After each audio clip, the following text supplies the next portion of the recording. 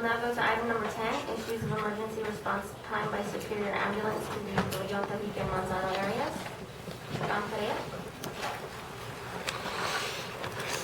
Hello, Commissioners, and first off, I'd like to apologize for not being at the last meeting, and thank you for including me on the agenda today. I just wanted to bring this to your attention, and I don't know if you guys have any control of it or can do anything about it. We've had some incidences in the Torreance area, Tajique, and there's going to be more of them, where something's happened to somebody, they needed an ambulance, so forth, called for, and I'm not saying the response time of Superior is fine. You know, whenever they call, they respond right away. The location, I guess, is what is the problem. A few times, somebody's gotten hurt, and we've had to have an ambulance there. We've had first responders go, maybe a local ambulance, maybe the first responders from our department went, and they get to the person. Actually, in a couple of situations, it was pretty dire, and they had to be flown out. So the helicopter comes in, flies them out. Well, Superior gets there about the same time as the helicopter, and they do what they can to help. They fly them out, but yet these people still get charged by Superior. They get charged by the helicopter, and I don't. Just the problem is the location. And do you guys have any control as to, and I think I was talking to Jason this morning. He said that there's not actually a contract where Superior's paid anything by the county. It's just what is billed to them for their services. Is there anything that the county does have control over as far as location, or can influence that at all as far as a hub where they respond out of? Do you guys know, Joy, or any of you all? We could, Dennis probably would want to interject. We could ask them to provide a substation in part of the county, but because there's no exchange monetarily, they don't necessarily have to. And I guess maybe I'm just a little bit ignorant on, does the county not really have any interaction with Superior? I mean, as far as that goes, I mean, they're not anything there's not a contract, there's not an agreement with them. They're just a service that's provided to the county, just as them as a private agency. Is that correct? No, they're a contractor of the county, and they have been for many years. Right. We're currently looking into other avenues. We've applied for a grant to try to get paid personnel to our own local ambulance service, so we could have ambulances in each district. But Superior is, and we did some years back look at RFPing ambulance service, but there's so many pros and cons, and most of them were looking for a subsidiary from the county, and we don't have it. The only thing that we offer them is the EMS Fund Act applications that belong to the county. They use for ambulance, for their trucks and for their equipment. But we don't, because they're a contractor, we don't have a lot of control over how they operate within the county. And as far as the billing, the board has escaped me, but there's something in statute, thank you, the tariff, they are allowed by that state tariff to bill if they respond. Right, and I understand that, and I think that's, I guess I think that's fair. You know, it's just my concern as to, you know, number one, the length of time it's taken them to respond from Moriarty. You know, because, you know, Moriarty to, like, even Manzano, that's 30 minutes, and that's a huge difference. Like I say, for us, on those specific situations, they got there, the bird was on the ground before they got there, and we were actually loading them in the helicopter when they drove up.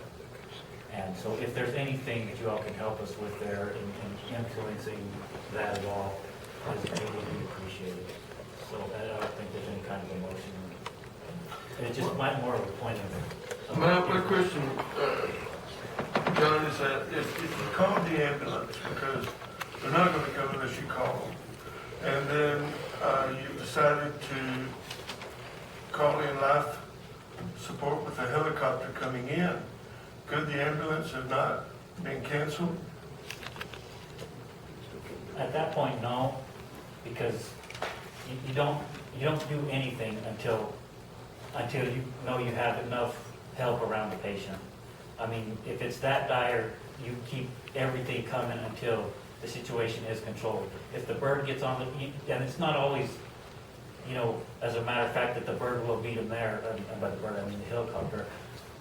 You don't cancel, in my mind, you don't cancel anybody until you know you have enough help around the patient. That comes ultimately first.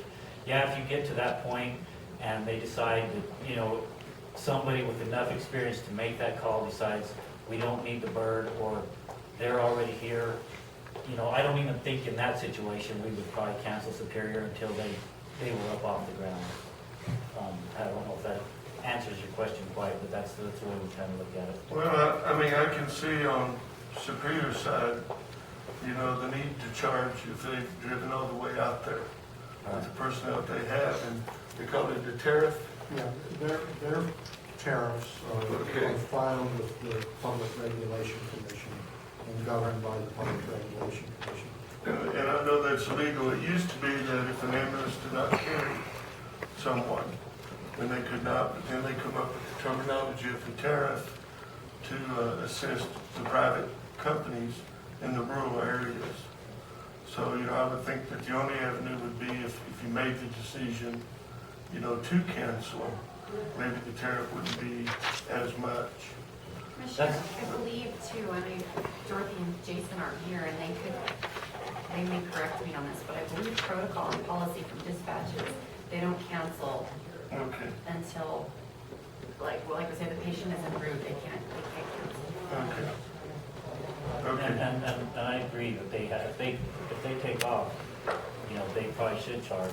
But if they were taking off, say from here, it didn't matter where they were going in the county. If they were taking off from here, with the exception of Moriarty, you know, their response time would be cut in half to probably most places in the county rather than in Moriarty. And just wanted to point that out to you. I don't know if you're aware of it, but that was my point. We were just at our meeting a couple months ago, and the members of our meeting asked us to bring that up, or asked me to bring that up. Well, I think just another little clarification point is the tariff doesn't just apply to private companies. Local ambulance, Estancia Fire or Torrance, if they're operating, they can charge a tariff to a patient as well. They're set out by the PRC as to what the rates are, but they do have the ability to charge that and collect it for their operations. Well, I think we can, you know, further discuss it with Jason and see if he has any ideas of just, you know, because I kind of have some ideas in mind right now, but probably maybe wouldn't work because, like, if we said, you know, they could come and have a substation at the Toledo Fire Department, that would be offering their private, right? So you couldn't have a private person or a private company come into a county. So I think, you know, that probably if enough people came together and talked about it, we could maybe come up with some kind of, hopefully a solution. Or do you have any comment? Well, if your concern is anti-donation, there is an exception to the anti-donation for this type of service, but it's really economy, it's economics. I mean, I go way back historically with ambulance service in Torrance County, and we've had several ambulance companies take bankruptcy here in 20, 25 years that I've been involved with it. So it's really a tough issue. We're not the only county, by the way, that's dealing with this. It's a tough issue all over rural New Mexico.